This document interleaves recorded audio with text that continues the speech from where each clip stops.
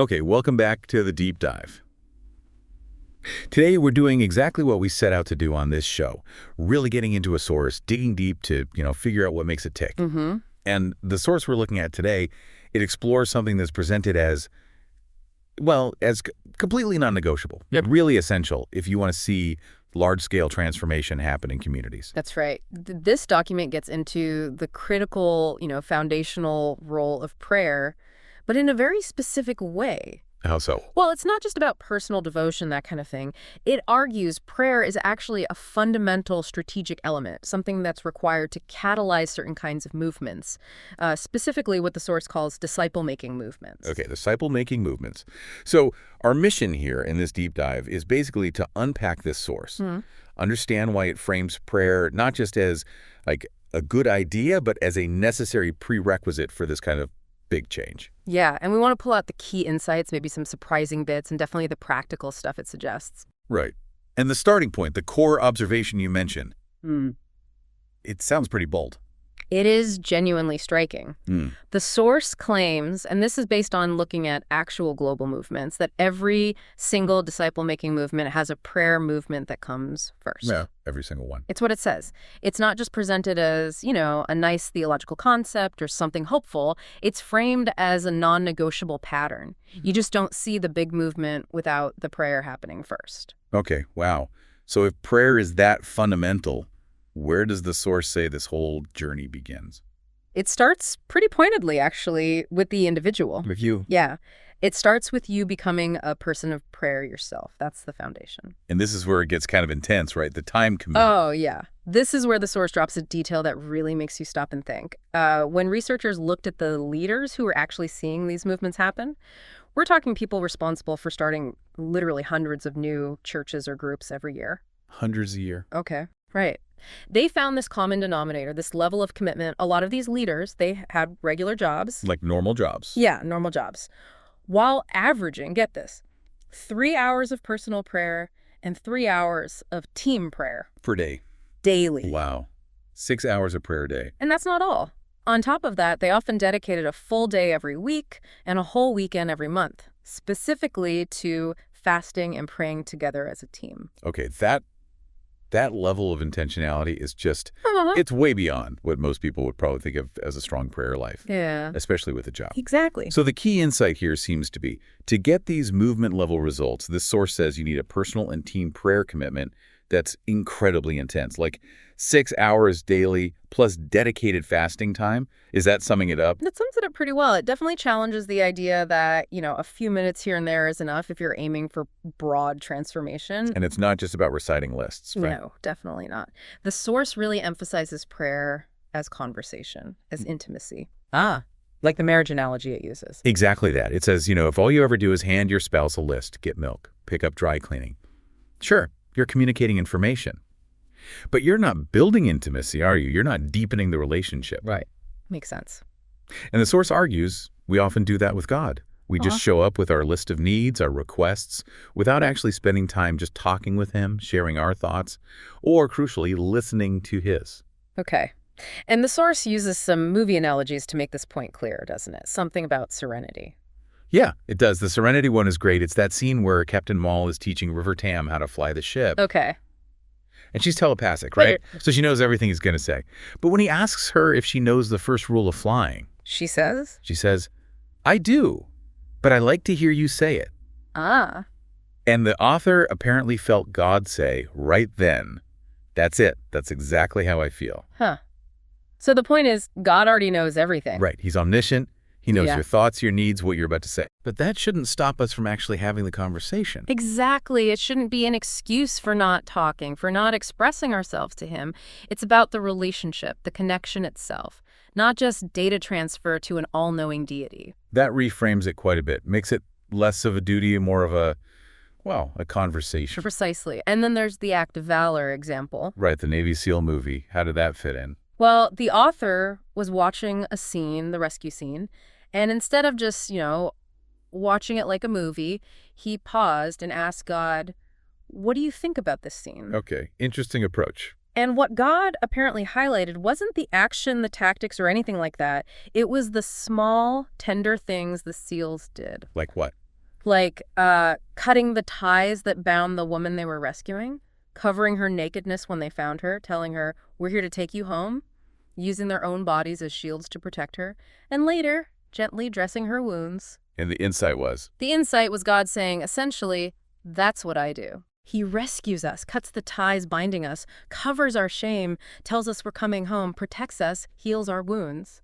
so asking God for his perspective on something seemingly ordinary like a movie scene. Yeah, it cultivated intimacy. It invited God into a common experience. And the source really encourages you, the listener, to try this. Ask God what he thinks about the book you're reading or that news story or, that difficult conversation you had. It shifts the dynamic, doesn't it? Completely. It's not just you talking at God, but inviting his view. Okay, so becoming a person of prayer starts with this deep, consistent, intimate conversation with God. But conversation is two-way. Listening must be key. Absolutely critical. The source makes it clear. Prayer isn't just presenting your agenda to God. It's about aligning with his heart, his mind, seeing his vision for a place for its people. And you find that vision Yeah, through listening? exactly. Listening is how you start to discern what he's up to and maybe what your part in it could be. And one really practical method the source suggests for this kind of active listening, especially in a community context, is prayer walking. Okay, prayer walking. It's more than just praying while you happen to be walking, I assume. Oh, yeah, much more intentional. It's about being physically present in a specific place, a neighborhood, down a certain street, maybe around a particular building, and praying as you observe, as you walk, consciously listening for God's insights, his whispers about that place. And the source had examples of this working. Yeah, really vivid ones, like the story about the strip club near a rescue center in Portland. The team was praying, not just, God, close this place down, but praying for the workers, for freedom, for the space itself to be redeemed. And during a prayer walk. During the prayer walk, the sense wasn't about the building itself, not initially. It was about the people. God seemed to highlight where the workers actually lived, where they spent their time when they weren't working. Which was where? Local coffee shops, nail salons, even martial arts gyms where maybe the bouncers hung out, places like that. Huh. So the strategy that came out of that. The strategic insight, born directly from that specific prayer and listening, was this idea. What if we found people, maybe a couple, maybe some young women who would be willing to actually move into that specific neighborhood? Move in. Yeah, and just be present, hang out in those coffee shops, those nail salons, build natural relationships over time just by being there. That is a completely different approach than just, say, protesting outside. Totally different. Relationship-focused, presence-based, and then there was the closed neighborhood example. Right, the one where it was hard to meet people. Exactly. Doors literally and figuratively closed. So the prayer was simple. God, how do we connect with people here? And the answer that came. The unexpected idea that surfaced during prayer was start a dog walking business or pet sitting. That's brilliant. Isn't it? Because think about it, that gives you immediate, legitimate access. People give you keys to their houses. You're invited in. You're invited in, you have regular contact, but it's low pressure. It's a super creative, God-prompted strategy just to build trust and find connection points. So these examples really show God giving specific how-tos. Exactly. It connects right back to that verse, Luke 10:2, where Jesus tells his disciples to pray earnestly to the Lord of the harvest to send out laborers into his harvest. So God shows the harvest points. Yeah, he reveals the opportunities, the specific strategies like the dog walking business, but the challenge remains finding people willing to be those laborers, people willing to actually do these sometimes unconventional things. Like moving into a specific neighborhood or starting that pet business to find what the source calls a person of peace. Precisely. Finding those people is often the bottleneck. Okay, so listening to God through prayer walking, through presence, but the source also hits hard on listening to the community itself, right? Listening to lost people. Yes, hugely important. It draws the sharp contrast between tuning in and broadcasting. Broadcasting being. Just putting your message out there, which many people are good at. But the source says we're often not so good at tuning in, really listening to the actual rhythms, the felt needs, the perspectives of the community we're in. And if you don't tune in, your broadcast just sounds like noise. Exactly. It doesn't connect. So the source gives really concrete ways to tune in. Like what? Things like walk the streets, but with your eyes and ears wide open.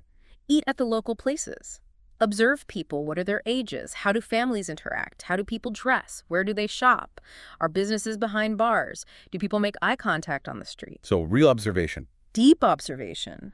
And noticing social dynamics, too. Is there ethnic diversity? How do different groups seem to interact or not interact? And it goes beyond just watching people walk by. Oh, yeah. It suggests attending public meetings, school board, town hall.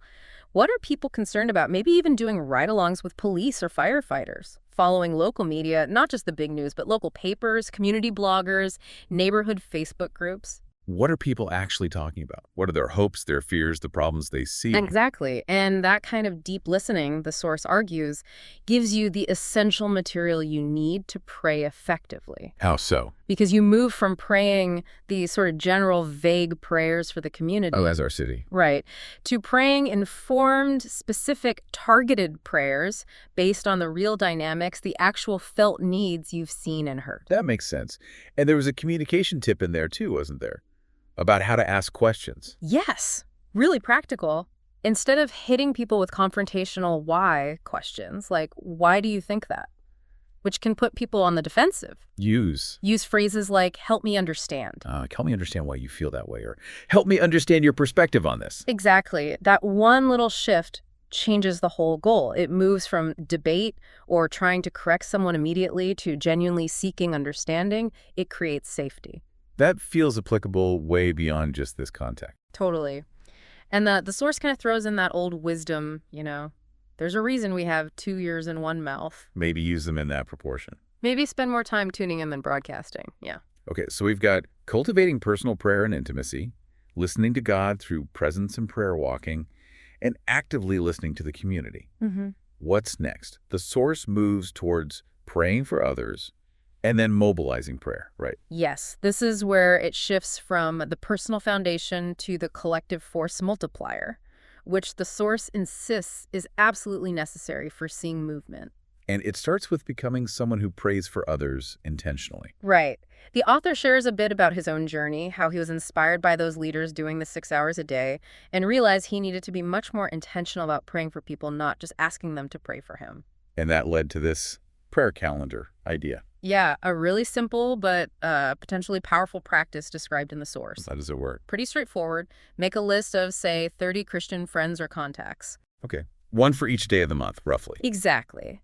And then each day you intentionally connect with just one person from that list. Could be a quick call, a text, an email. And you ask. You ask them, how can I pray for you specifically this week? Or what's one thing I can pray for you about right now? Okay. And then the key step. The key step is offering to pray with them right there on the spot. If it's a call, you just do it. If it's text or email, you ask if you can pray and then maybe type out a short prayer for them. Just 5 or 10 minutes. What are the benefits of doing that? Well, think about it. You're actively listening to someone's needs. You're immediately praying for them, not just about them later. You're offering real, tangible encouragement in that moment. Yeah. And bonus, you're building deeper relationships. And the source suggested writing the prayers down. Yeah, especially if you're doing it via text or email. It shows you actually did it, provides accountability, and gives them something they can look back at. It assures them you followed through. So this daily practice seems like it would really strengthen your personal network. Definitely. It changes you, the one praying, and it strengthens those bonds. However, and this is a big however in the source. Okay. While having a strong personal prayer practice and praying for your immediate circle is good, it's not enough for movement. The source is really emphatic here.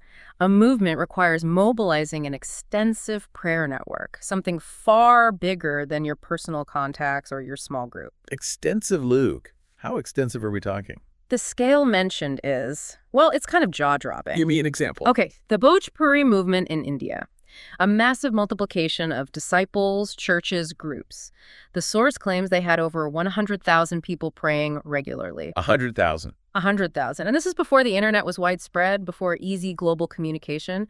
They mobilized that many people through other means. That's hard to even fathom. Any other examples? Yeah, the work of City Team. They saw their efforts really explode, start multiplying rapidly, only after they managed to get over 1,500 people to commit to praying just 1 hour per week for the work.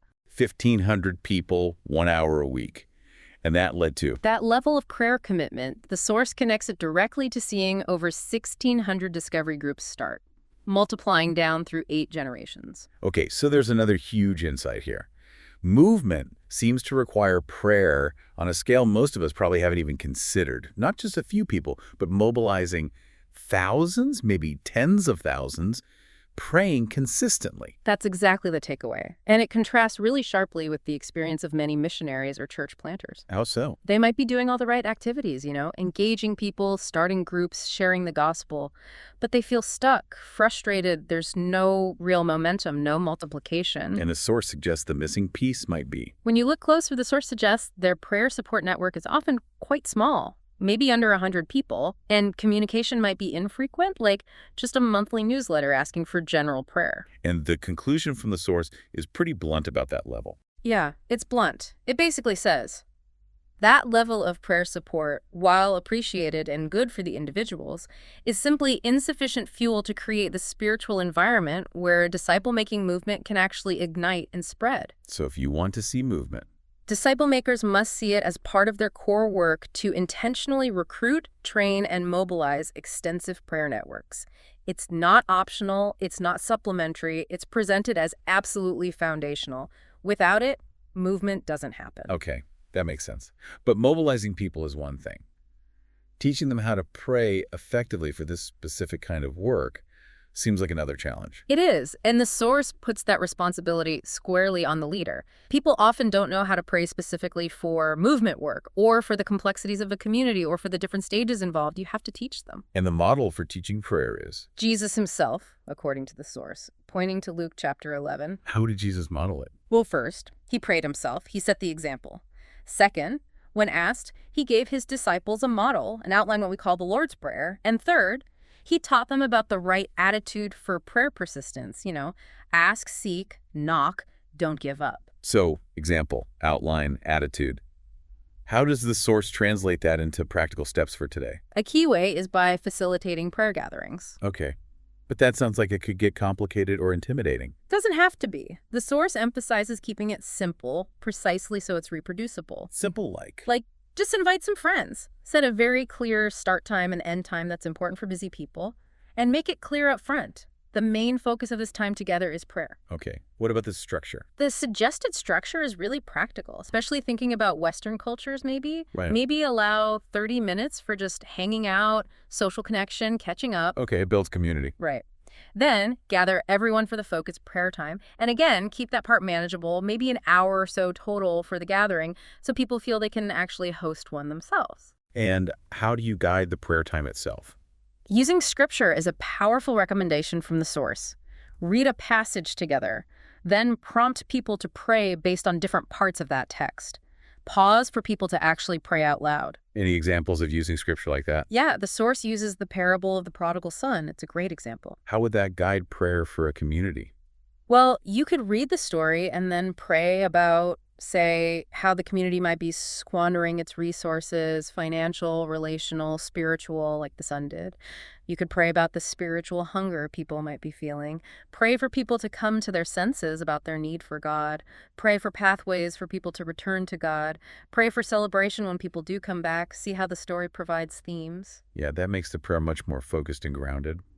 What about after the prayer time? This is crucial. The source suggests dedicating time at the end, maybe the last 30 minutes of the gathering, specifically to discuss.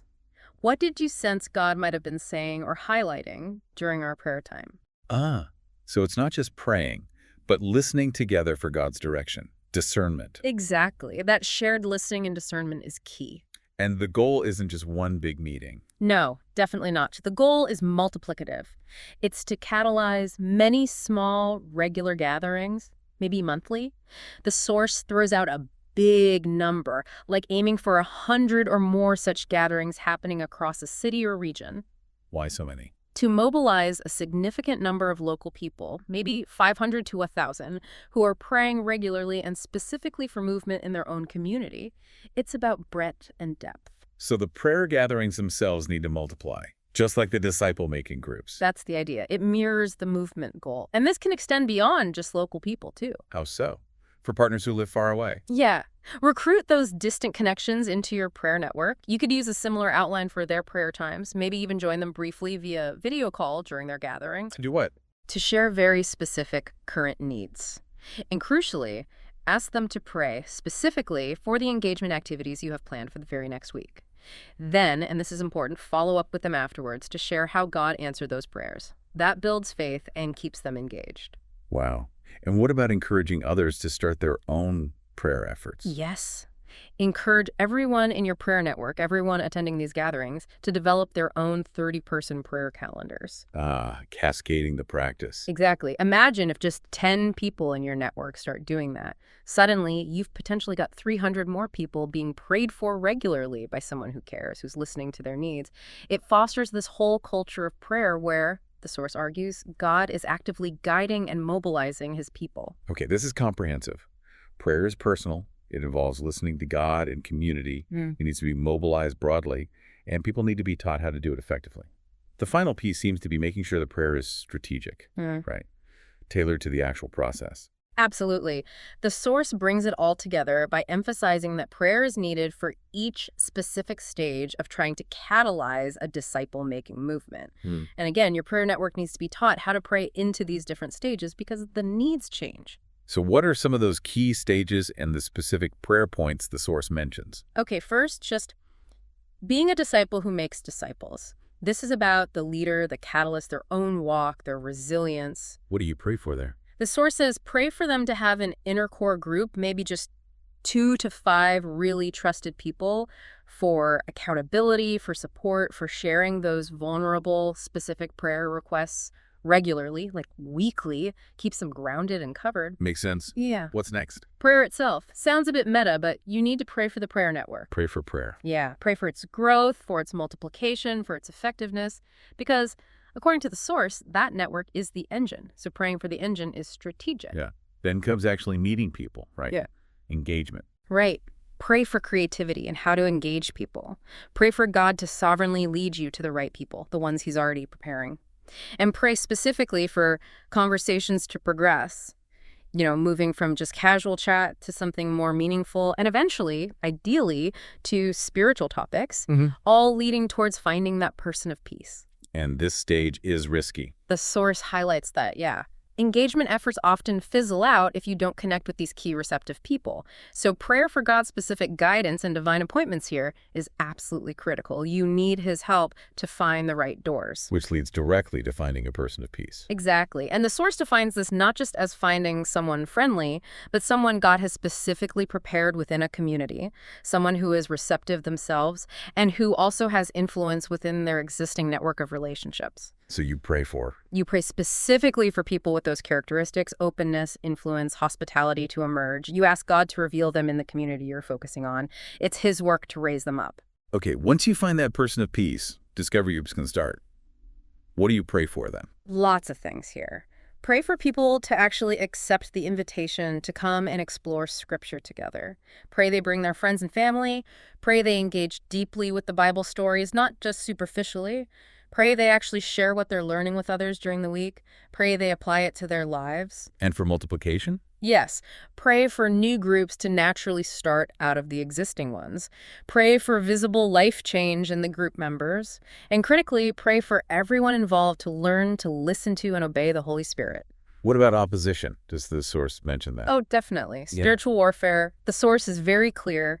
Expect it. As people get closer to God, start considering following Jesus, maybe leaving old ways behind, expect intense spiritual opposition. So the prayer network needs to. They must be taught how to pray specifically for those involved, the person of peace, the new believers, the group members, covering every part of their lives. Health, relationships, work, finances, even their sleep and rest. Basically anything Satan might attack to discourage or derail them. The network needs to provide specific prayer cover. And they probably don't know how to pray against these kinds of attacks unless you teach them. Okay. As groups mature, maybe they become a church. Right. Pray for that transition. Pray for clear understanding of faith and commitment, often expressed through baptism. Pray for these new communities to really develop those characteristics of genuine love, mutual care, living out the one another commands in the New Testament. And pray they don't just focus inward, but actively serve their surrounding community, letting their light shine. And finally, leadership. Crucial for sustainability. Leadership development. As the initial catalyst, the disciple maker starts stepping back to let locals lead. You pray for them. Yeah. Pray specifically for those emerging leaders God is raising up from within the group.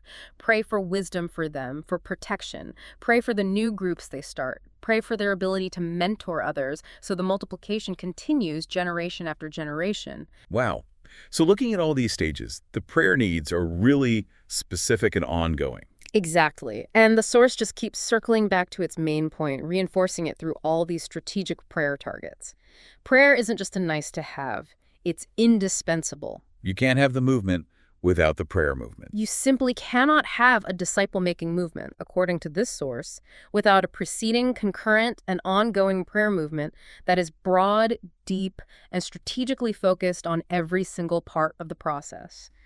Without that kind of prayer, well, the source suggests efforts will inevitably stall and fall apart. Okay.